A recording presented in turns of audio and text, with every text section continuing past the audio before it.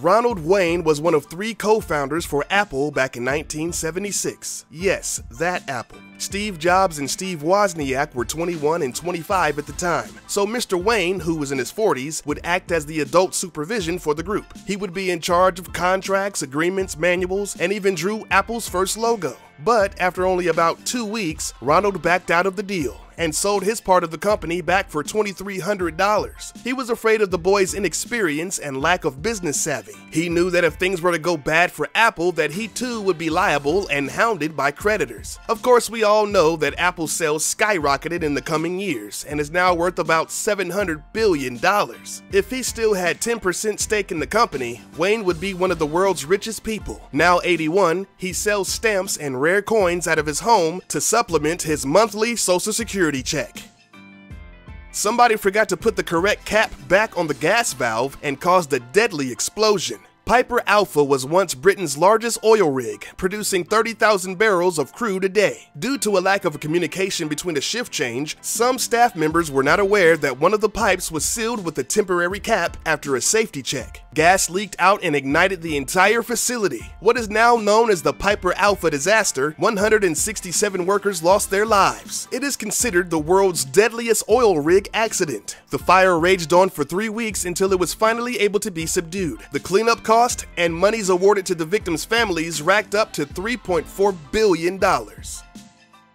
In 2005, a Japanese brokerage firm made a typo on a stock trade that caused havoc on the Nikkei index, which is a form of the stock market in Japan. Mizuho Securities, a division of Japan's second largest bank, lost over $225 million in one day because of a typing error. Instead of selling one share of a recruiting company's stock for 610,000 yen, which is roughly $5,000 American, the firm sold 610,000 shares of the company for 1 yen apiece. That's less than a penny each. Even after trying to cancel the order 3 times, the Tokyo Stock Exchange adhered to their strict policy of not allowing cancellations after transactions are finalized. The trade pretty much wiped out all of the company's profit from the previous year. Since the incident occurred, safety measures have been put in place to help prevent fumbling fingers from making this mistake again.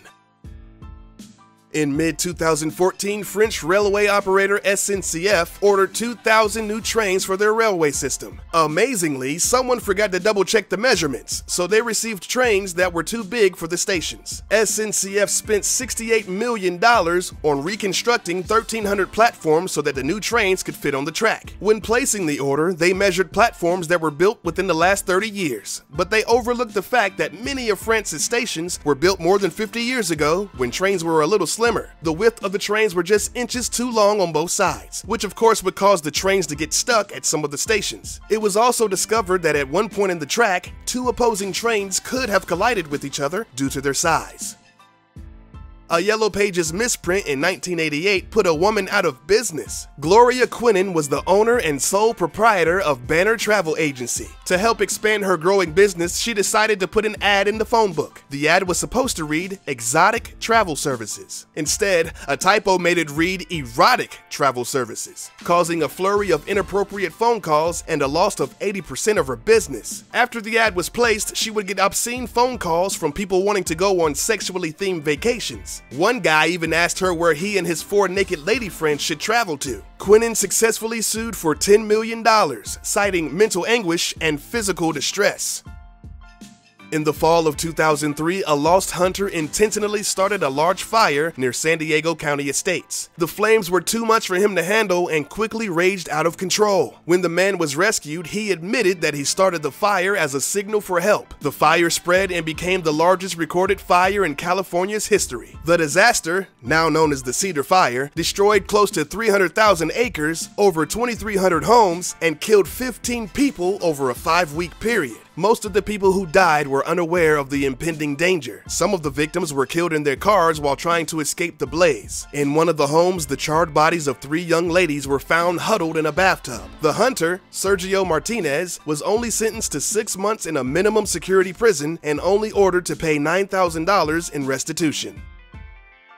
In 2004 in Seest, Denmark, an employee at a fireworks factory accidentally dropped a small box of fireworks. As it mistakenly slipped from his hands and hit the ground, the friction from the drop ignited the contents inside of the box and caused a fire. Firefighters rushed to the scene and thought that they were only dealing with a small container fire, but they were sorely mistaken as fireworks started streaming from the facility. The firemen had to flee the site because the flames couldn't be contained. The factory's entire supply of fireworks ignited, causing a massive explosion. One firefighter died, 17 people were injured, and over 500 people were left homeless. The aftermath of the incident left charred neighborhoods and vacant businesses. One small firecracker cost $100 million in damages.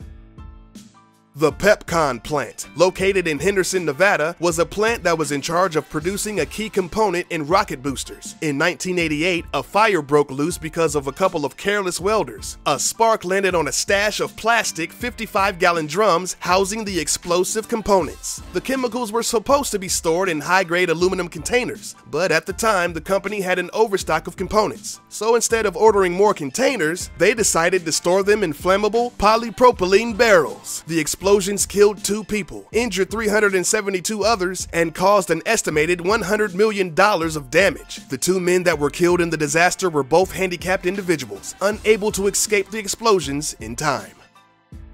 In 1992, the Mexican city of Guadalajara was rocked with a series of underground gasoline explosions. The incident killed 252 people and left 15,000 others homeless. Damages amassed to over $750 million.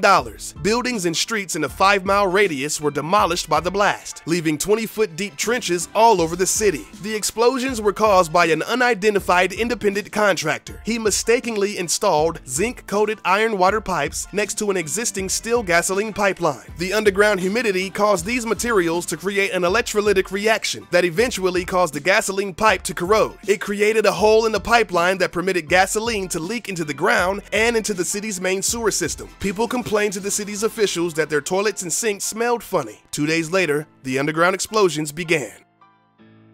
In 1998, NASA scientists lost contact with a $330 million satellite because they used the wrong measuring system. The Mars Climate Orbiter was supposed to fly around Mars and study the weather and climate patterns of the planet. NASA hired a subcontractor, Lockheed Martin, to help build the orbiter. Lockheed used the English measurements of pounds instead of the metric units of newtons, and NASA didn't know. The spacecraft floating around Mars mistakenly went into orbital insertion due to a ground-based computer software sending the wrong measurements. This miscalculation caused the satellite to fly straight down into Mars's orbit, causing it to pass through the upper atmosphere and disintegrate.